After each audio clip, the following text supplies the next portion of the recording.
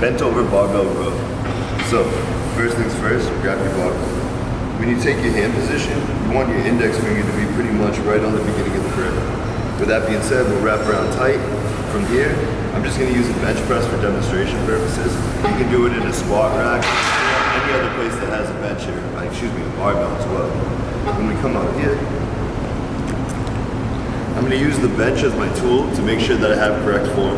So first things first, we're gonna take the bar, think about big arch in the back. So from here, we're gonna jump rope with the shoulders behind the nipples, establish that big arch in the back with a slight bend in the knees, bending down, down, down, with the chest over.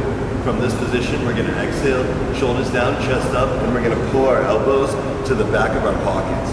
Think about putting the balls of your elbows in the back of the pockets in the bar. Lands pretty much right at the bottom of the rib cage.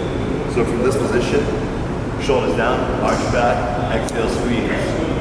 Inhale, stretch, shoulders down, arch back, exhale, squeeze. Once you feel your back quicking in that position, try to hold on to the shoulders down, arch back, and squeeze throughout the whole exercise.